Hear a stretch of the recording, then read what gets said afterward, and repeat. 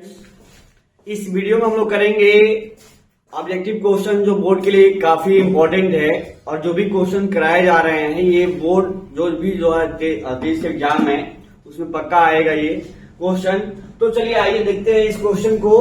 सबसे पहला क्वेश्चन है कि if x not equal to 0 then sine of tan inverse x plus cot inverse x, इसका value क्या होगा आपको बताना है। देखिए ये क्या है, एक फॉर्मूला होता है, आपको पता होना चाहिए कि ये tan inverse x plus cot inverse x क्या होता है, ये फॉर्मूला होता है। इसका आंसर क्या होता है, π/2 होता है। इसका मतलब हुआ कि ये इसका वैल्यू आपको पूछ रहा है साइन π/2 का, इसके बदले π/2 रखेंगे तो साइन π/2 और साइन π/2 मतलब साइन 90 डिग्री और साइन 90 मान कितना होता है 1 होता है। क्या होता है 1। ऑप्शन में क्या हो जाएगा बताइए, तो ऑप्शन नंबर क्या हो जाएगा 20 सही हो जाएगा, ठीक है ना। तो हमेशा इस प्रकार के सवाल पूछे जाते हैं तो ये इसका मान π/2 होता है। यहाँ tan लगाओ साइन लगाओ कुछ भी लगाओ उसके हिसाब से अपने आंसर को दे देना है, ठीक है। चलिए अब यहाँ पे दूसरा का सवाल है कि cos inverse 1 minus x square बटा 1 प्लस एक्स स्क्वायर क्या होगा। तो ये फॉर्मूला होता है, इसको याद रखिएगा। फॉर्मूला आपको नहीं छोड़ना है, चाहे आईटीएफ का हो चाहे डेरिवेटिव्स का हो, फॉर्मूला स्ट्रांगली याद रहेगा तो कोई परेशानी नहीं होगा। तो बताइए cos inverse 1 minus x square बटा 1 plus x square direct formula होता है। जानते हैं किसका फॉर्मूला होता है, ये होता है आपका 2 tan इनवर्स एक्स का। क्या होता है ये 2 tan इनवर्स एक्स का है कोई ऑप्शन में, तो ऑप्शन नंबर क्या सी दिख रहा है, ठीक है ना। तो ये 2 tan इनवर्स एक्स का फॉर्मूला होता है। अब यहाँ पे जब बता ही रहा हूं तो 2 tan इनवर्स एक्स का 3 फॉर्मूला होता है, ध्यान रखिएगा। एक साइन इनवर्स में होता है, तो साइन इनवर्स में होता है 2x/1 प्लस एक्स स्क्वायर, और कॉस इनवर्स में होता है 1 माइनस एक्स स्क्वायर बटा 1 प्लस एक्स स्क्वायर जो अभी दिया हुआ था। और एक और पूछता है क्या tan इनवर्स में, तो tan इनवर्स में होता है ये 2x बटा 1 माइनस एक्स स्क्वायर। देखिए अब ये तीनों फॉर्मूला आपको हम लिखवा दिए ना, इसी का 3 फॉर्मूला होता है। चाहे ये रहे तो भी इसका आंसर ये होगा, ये रहे तो वो इसका आंसर ये होगा, ये रहे तो भी इसका आंसर ये होगा। तो ये आपको याद होनी चाहिए। तो फॉर्मूला को याद करोगे आपका कोई क्वेश्चन बन जाएगा, ठीक है। चलिए तो इसका आंसर हो गया। अब क्वेश्चन नंबर 3 देखते हैं। थर्ड क्या है, एक डिटर्मिनेंट वैल्यू है और यहाँ लिखा हुआ है x 8 3 और 3 कह रहा है कि x का वैल्यू बताइए, find the value of x। तो x कैसे निकालोगे, तो थोड़ा सा इसको सॉल्व करके बता रहा हूं। ये सवाल दिया हुआ है, ये x 8 3 3 इक्वल टू क्या दिया हुआ है, इधर दिया हुआ है आपका 0, कह रहा है इसके वैल्यू बताइए।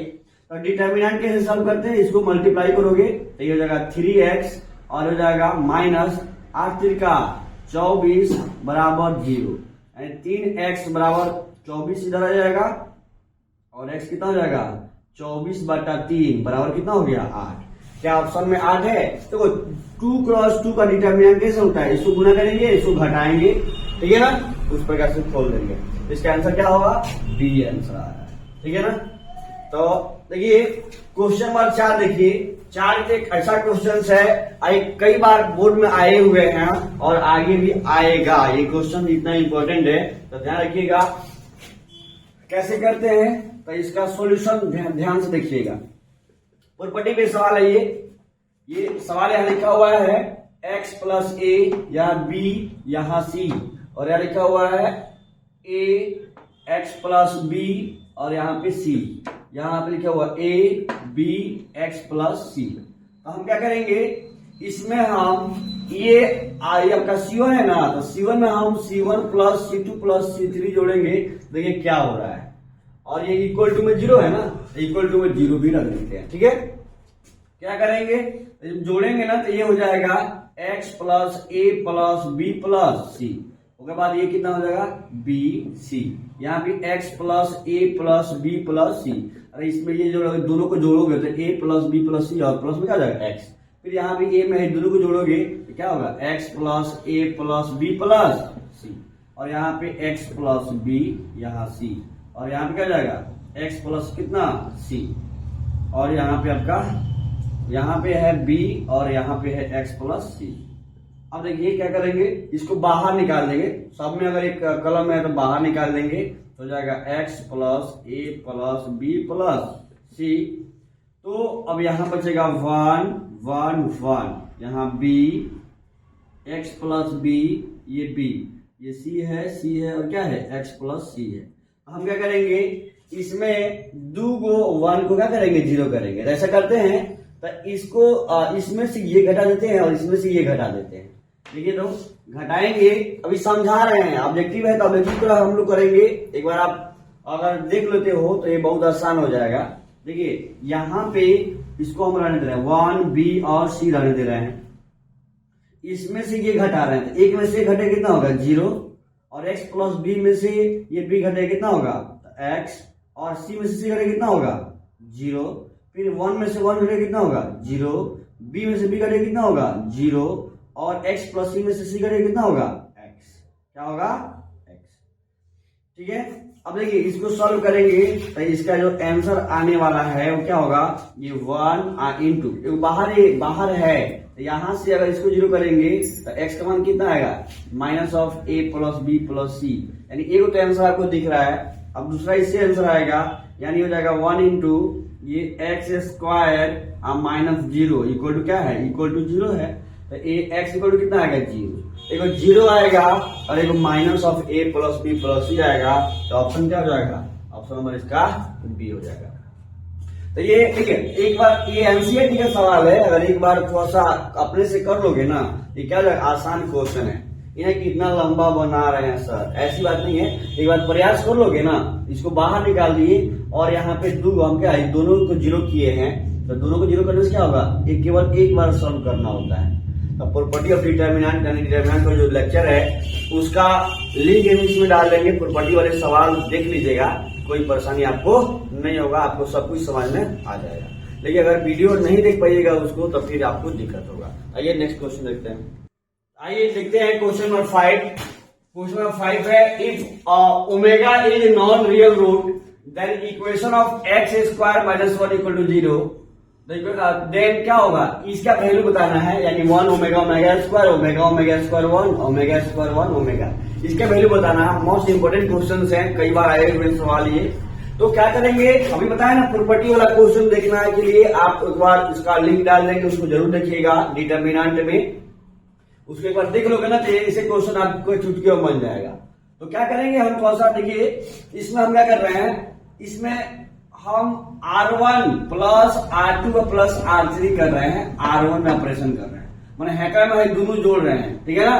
तो कितना बताइए, तो 1 प्लस ओमेगा स्क्वायर, देखिए इसमें दोनों जोड़ेंगे तो 1 प्लस ओमेगा स्क्वायर, और ये कितना होगा omega plus omega square plus 1, मतलब इसको सीधा करेंगे तो ये भी कितना हो जाएगा 1 प्लस ओमेगा स्क्वायर। फिर इसमें दोनों को जोड़ेंगे तो 1 प्लस ओमेगा स्क्वायर, यहाँ पे देते हैं 1 प्लस ओमेगा स्क्वायर, और इसको हम सेम टू सेम उतार दिए कि जो भी ये लिखा हुआ है सेम टू सेम उतार दिए। अब बताइए एक वैल्यू जब 11th क्लास में आप पढ़े होंगे तो इसका वैल्यू कितना होता है, 0 होता है, कितना होता है, यानी 1 प्लस ओमेगा स्क्वायर 0 होता है। अपने आप में एक सवाल है, तो 0 हो गया, यहाँ कुछ भी हो, अगर एक रो है एक कॉलम का सभी एलिमेंट क्या होता है 0 रहता है, तो ये डेल्टा वैल्यू कितना हो गया 0 हो जाएगा, कोई दिक्कत नहीं होता। बताइए इस सवाल का आंसर क्या आएगा, कहीं देखिए ओमेगा दिख गया ना, तो एक पक्का वैल्यू क्या होगा, ये 0 होगा, क्योंकि ये इमेजिनरी रूट्स होता है। चलिए अब क्वेश्चन नंबर 6 देखिए, मोस्ट इंपोर्टेंट है, ये एनसीईआरटी का सवाल है। अब इसको एक बार आप लोग सॉल्व जरूर करोगे और ऑब्जेक्टिव है ये क्वेश्चंस, ठीक है ना। अब हम लोग क्वेश्चंस करने जा रहे हैं, आपका 6 नंबर। 6 नंबर क्या है देखिएगा, ये साइन ये 20 और माइनस कॉस 20, और ये कितना है जी साइन 70, और ये आपका कॉस 70। ध्यान सुनिए, अब डिटर्मिनेंट है, डिटर्मिनेंट कैसे सॉल्व करते हैं, इसको गुना करोगे तो sine 20 into cos 70, cos 70 degree, ये हो जाएगा minus minus plus, sine 70 into cos 20 degree, ये शुद्ध होता है sine A into cos B plus ये cos A into sine B, यानी कॉस इसको पहले लिख सकते हैं, कोई दिक्कत नहीं है। इसका फॉर्मूला होता है, ये इसका फॉर्मूला होता है साइन A प्लस B। यानी हो जाएगा साइन ये 20 प्लस 70, तो 20 प्लस 70 कितना होता है जी 90 डिग्री, और साइन 90 का मान आपको तो याद है। तो जब मैं क्या इसको गुना करना, फिर गुना करके घटाना, फिर आपको 11th क्लास का एक सूत्र आपको मिला, ये क्या होता है साइन ए प्लस बी होता है, दोनों एंगल को जोड़ दिए और साइन 90 का मान कितना होता है 1, तो इसका ऑप्शन का दिया होगा 1, ऑप्शन नंबर क्या जाएगा ए। बहुत सिंपल सवाल है, ठीक है ना, मोस्ट इंपॉर्टेंट है। और हल तक देखते देखते आंसर आ जाएगा। डिटर्मिनेंट है 1 से x में गुना करो तो कितना होगा x, और ये है y, तो y में माइनस वन करोगे तो, लेकिन ये माइनस क्या जाएगा माइनस y, यानी आंसर क्या आएगा x प्लस y। ऑप्शन में कहिए है क्या, तो ऑप्शन नंबर क्या है ए, तो क्या होगा x प्लस y। अगला देखिएगा question number 8, if lambda belongs to r and delta है, तो delta equal to A B C D दिया हुआ है, 4 अगर इसमें एलिमेंट दिया हुआ है, अगर इसमें लैम्डा से गुना करेंगे तो कैसे जाएगा। एक प्रॉपर्टी होता है डिटर्मिनेंट में, अगर लैम्डा से गुना करोगे ना तो किसी एक रो या किसी एक कलम में जाएगा। देखो मैट्रिक्स का प्रॉपर्टी कहता है कि वो सब में गुना करेगा, लेकिन डिटर्मिनेंट कहता नहीं एक रो या एक कलम में करेंगे, तो यानी इसका आंसर तो ये नहीं होगा। मैट्रिक्स का तब ना ये सब में गुना करता लैम्डा से, ये बताओ ये सब में किसी एक रो में नहीं किया हुआ है, एक एलिमेंट में किया हुआ है। इसमें देखिए तो इसमें क्या होगा, ये किसी एक रो में कर दिया हुआ है। डिटर्मिनेंट कहता है किसी एक कलम या कलम है तो किसी एक कलम या किसी एक रो में होगा तो बात सही है। अगर मान लो कि क्या होगा, अगर सभी में किया है तो वो डिटर्मिनेंट की प्रॉपर्टी नहीं। अब मैट्रिक्स क्या है और ये भी गलत है, तो ऑप्शन में क्या जाएगा सी। बहुत इंपॉर्टेंट है ये सवाल। इसी प्रकार से अब अगला क्वेश्चन देखते हैं हम लोग, एक क्वेश्चन नंबर 9 देखते हैं। क्वेश्चन नंबर 9 है the value of determinant 1a I B plus C 1b C plus A 1c A plus D. ये मोस्ट इंपॉर्टेंट क्वेश्चन है, यहाँ पे क्वेश्चन बैंक में आपका बहुत बार पूछा गया सवाल, तो मिल जाएगा आपको। क्या करते हैं इसको क्वेश्चन कैसे करेंगे, देखिए इसमें हम क्या करते हैं, ये C2 है ना, C3 में हम C2 को जोड़ेंगे, तो जोड़ोगे ना अब कितना हो जाएगा बताइए, तो इसको जोड़ोगे तो ये हो जाएगा 1 1 1 ए बी सी, तो ठीक है, और ये होगा ए प्लस बी प्लस सी, यहाँ भी ए प्लस बी प्लस सी, यहाँ भी ए प्लस बी प्लस सी। तो ये सेम है, तो ये बाहर निकलेगा नहीं निकल जाएगा, बाहर निकल जाता है ए प्लस बी प्लस सी, जैसे बाहर निकला यहाँ 1 1 1, यहाँ ए बी सी और यहाँ 1 1 1। तो ये दूगो अगर कलम या दूगो रो सेम हो जाए ना तो बिना कैलकुलेशन के बता सकते हैं कि एक वैल्यू कितना आ गया, 0। आंसर कितना हो जाएगा, ऑप्शन नंबर आपका डी चला जाएगा, 0 हो जाएगा। ठीक है ना, देखो कितना बड़ा सवाल था, आंसर कितना है 0। देखिएगा उसी प्रकार से 10वां क्वेश्चन से, ठीक है ना, ये भी एनसीईआरटी का सवाल है और बोर्ड में पूछा गया सवाल है। देखिए इसमें हम क्या करते हैं, देखिए क्या कर रहे हैं हम, ये R1 है ना, हम R1 में R1 जोड़ R2 जोड़ R3 कर रहे हैं, माने इसमें इसको जोड़ेंगे इसको जोड़ेंगे। आप ही सोचो कि जब इसको सबको हम जोड़ देंगे तो ए से ए कट जाएगा, बी से बी कट जाएगा और सी से सी कट जाएगा, तो यहाँ पे क्या आएगा, ये 0 हो जाएगा, यहाँ भी क्या आएगा 0 और यहाँ भी क्या आएगा 0।